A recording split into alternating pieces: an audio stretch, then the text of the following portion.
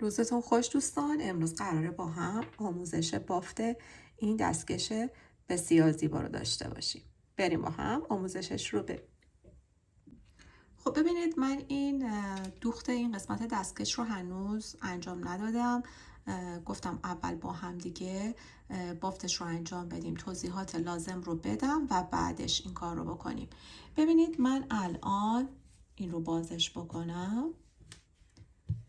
ما به این شکل، یعنی به ارتفاع اون قسمتی که میخوایم، این قسمت پایین که پایه های کوتاه از قسمت پشت گرفتم به این شکل قرار میگیره، این هم که ترکیب شکلمون هستش، این قسمت هم که شستمون هست و این قسمت هم روی کف دست قرار میگیره و قراره که این قسمت به اینجا دوخت بخوره، یعنی باز دوختمون با بافت هستش و این ارتفاعی هستش که من برای این کار در نظر گرفتم.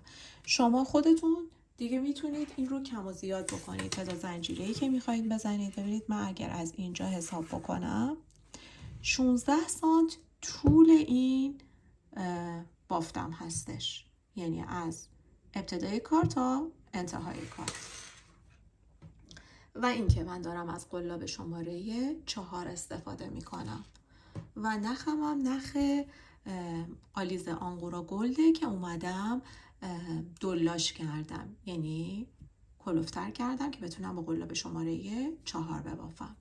میام در ابتدای کار یه گره میزنم و شروع میکنم به زنجیره زدن. 1 2 3 4 5 تا 33 تا.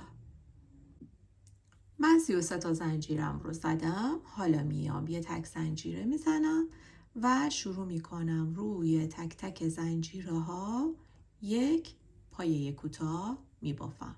پس درجه اول داخل هر کدوم از این تک زنجیره ها تا انتهای کار من یک پایه کوتاه میزنم.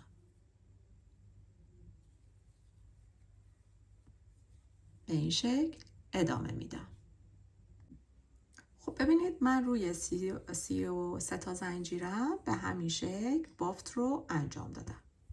حالا میخوام یه تک زنجیره بزنم، قسمت پایین رو ببافم، قسمت این مچه تا این ارتفاع مچم.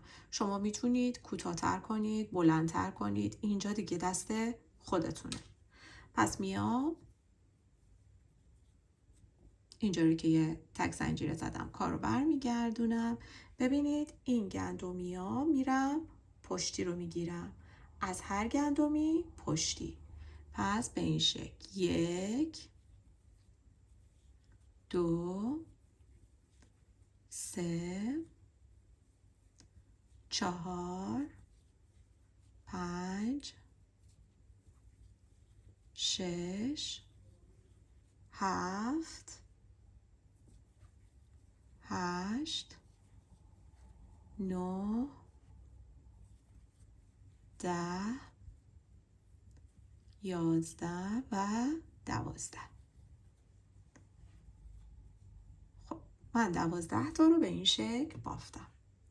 حالا میخوام قسمت بالای کار، یعنی من بعد از بافت اینجا حالا میخوام البته این قسمت، حالا میخوام اینجا رو ببافم. میام 6 تا بست میزنم، 6 تا پایه متوسط، 6 تا بست، 3 تا هم برای این قسمت که ببینید یک حالت جمع به خودش میگیره، یعنی 3 تای آخر رو در حالت رفت و برگشت حالا شکل این قسمت تغییر میکنه، ولی این 3 تا ثابت پایه شلالمون باقی میمونه. این قسمت هم همینطور پایه کوتاه از پشت بافتمون به همین شکل ادامه پیدا میکنه. بعد از زدن مارکر پس ببینید حالا اندازه شما ممکنه سایز دست کوچیک‌تر باشه، ممکنه سایز دست بزرگتر باشه، ارتفاعی که براش در نظر میگیرید، ولی سعی کنید اندازه‌ای که برای این قسمت میگیرید مساوی باشه. مثلا من الان اینجا 6 تا شلال میبافم، 6 تا پایه متوسط، 6 تا هم دوباره بست میزنم. پس این قسمت دیگه دست خودتونه که به چه اندازه‌ای میخواید داشته باشید. دوباره من میام از گندمی پشت به این شکل میگیرم. پس 1 دوباره 2 میام 3 دوباره 4 5 و 6. حالا میام پایه متوسط، دوباره قسمت بکلوب پشت رو میگیرم. 1 2 3 4 5 و 6. دوباره 6 تا پایه بس میزنم یا همون شلال. 1 2 3 4 5 و 6. حالا میام این قسمت ستایی که گفته بودم. 1 2 آخری رو 2 تا گندمی رو با هم میگیرم و یک پایه کوتاه میزنم. دوباره میام 1 زنجیره میزنم، کار رو برمیگردونم. دوباره میام روی این ستا 1 2 و 3 بس میزنم. رج قبل 6 تا داشتیم، دوباره این 6 تا رو بس میزنم. دوباره میام بکلوب پشت رو میگیرم. 1 2 3 4 5 و 6. دوباره میام پایه های متوسط گندمی های پشت رو میگیرم. بکلوب 2 3 4 5 و 6. دوباره میام 6 تا بستم رو میزنم. 1 2 3 4 5 و 6. حالا میام مارکر رو برمیدارم، 12 تا پایه کوتام رو میبافم. 1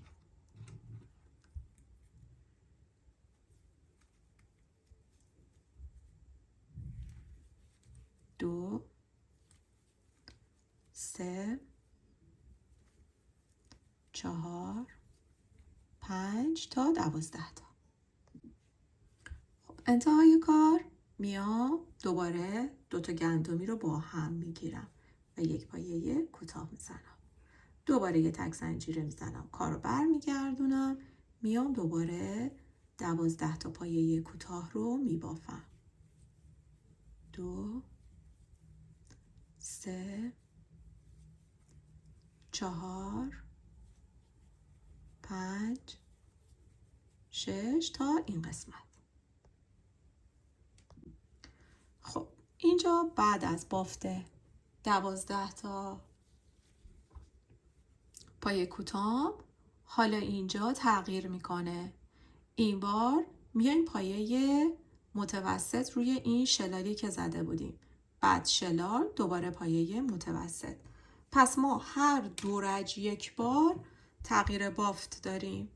الان من اینجا رو تغییر بافت میدم، پشت رو میبافم، دوباره این قسمت که رسیدم به جای 6 تا پایه متوسط پایه شلال میزنم.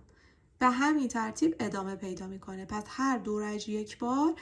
و اینکه اگر یادتون رفت که کجای کار باید این تغییر رو بدید، این نختون باید قسمت پایین باشه، یعنی اینجایی که مچ رو میبافیم، نه این قسمتی که 3 تا بستمون هستش. من گفتم این 3 تا بست ثابت میمونه. پس زمانی که ما داریم مچ رو میبافیم این 12 تا تغییر کار میدیم، تغییر بافت میدیم. پس من میام اینجا روی بست 1 دوباره 2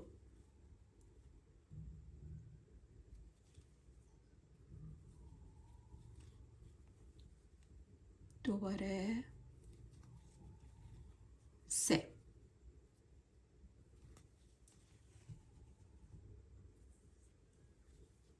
4 5 و این هم 6. حالا میام پایه های بستم رو میزنم. 1 2 3 4 5 6. دوباره 6 تا پایه متوسط روی 6 تا بستمون. 1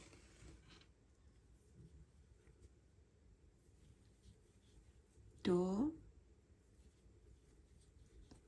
3 4 5 و 6 و این 3 تا بستمون.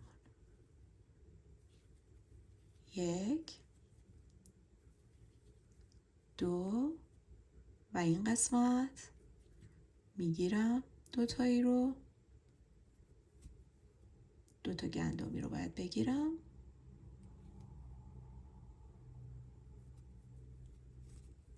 و 1 پایه کوتاه. دوباره یه تک زنجیره میزنم. گفتیم این 3 تا همینطور ادامه پیدا میکنه. 1 2 و 3.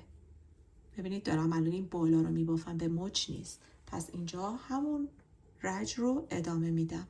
دوباره شروع میکنم به 6 تا پایه متوسط، دوباره 6 تا بست، 6 تا پایه متوسط و مچ. پس به این ترتیب این رج رو کامل میبافم.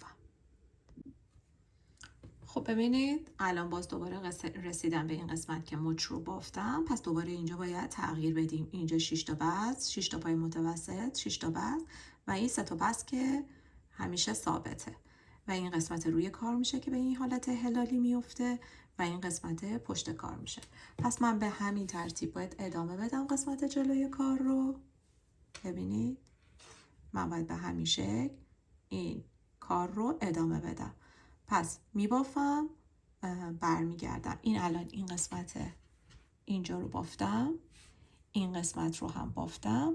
پس حالا باید این شکل رو اینجا رو اجرا بکنم، این قسمت رو و این قسمت رو.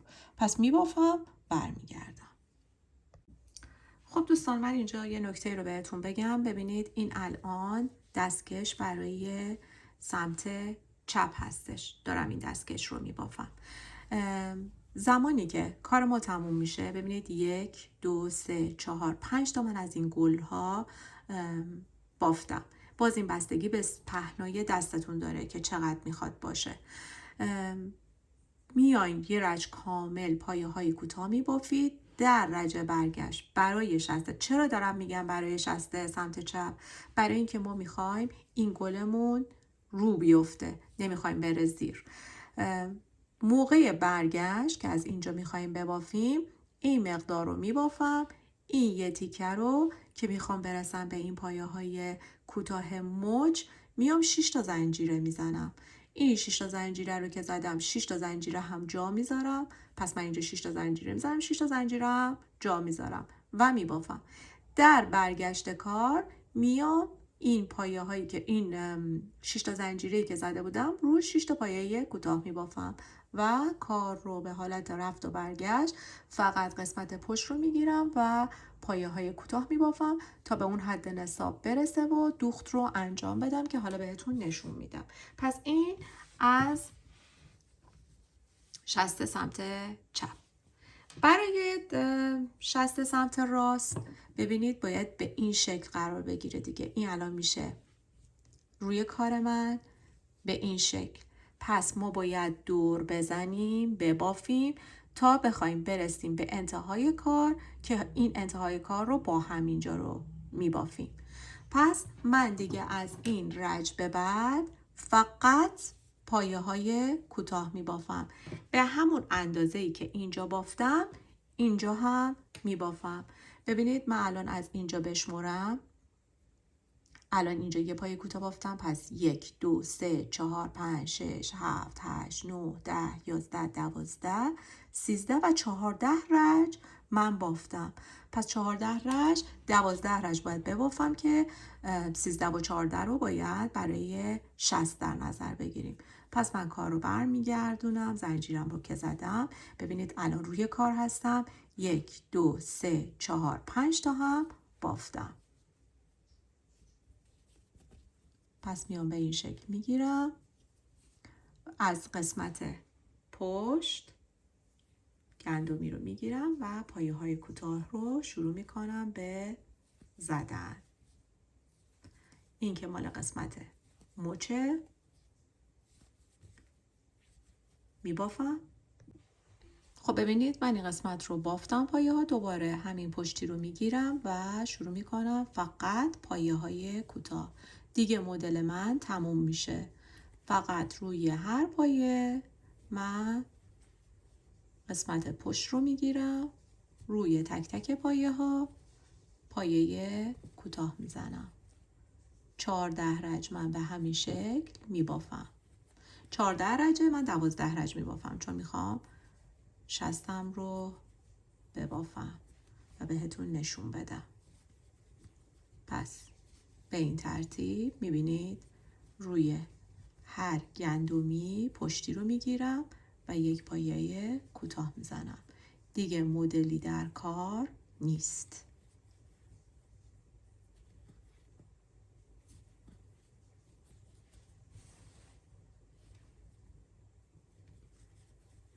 این قسمت رو هم که میگفتم 3 تا، این 3 تا هم که بس میزدیم فقط پایه های کوتاه، چون میره قسمت پشت دست، یعنی این قسمت قرار میگیره کف دست.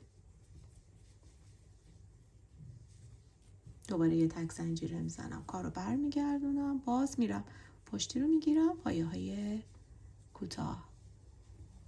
پس من 12 رج به همین شکل میبافم. 2 تا کامبا رو باید با هم بگیرم.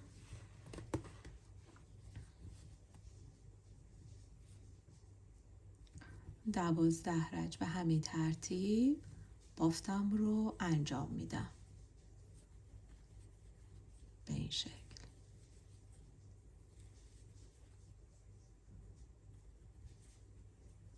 بافت رو ادامه میدم. خب ببینید دوستان، من الان از اینجا، این که مدلمه، از اینجا 1 2 3 4 5 6 تا بافتم، یعنی 6 تا 12 رج بافتم. الان ببینید این یکی رو اگر از اینجا حساب بکنم 1 2 3 4 5 6 و 7 رج.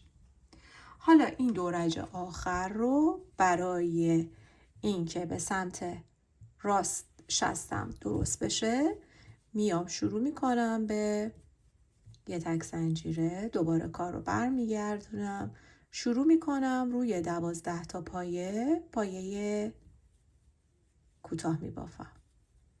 پس 12 تا پایه مچ رو میبافم، برمیگردم.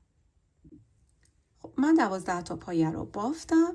حالا 1 2 3 4 5 6 تا زنجیره میزنم و میام 6 تا پایه رو جا میذارم. 1 2 3 4 5 6 میام این قسمت و پایه ها رو میبافم، روی تک تک میبافم. پس فقط 6 تای این وسط رو من جا میذارم. خب ببینید در رج برگشت من این قسمت رو کامل بافتم. حالا میام روی این 6 تا زنجیرم میام 6 تا پایه کوتاه میبافم.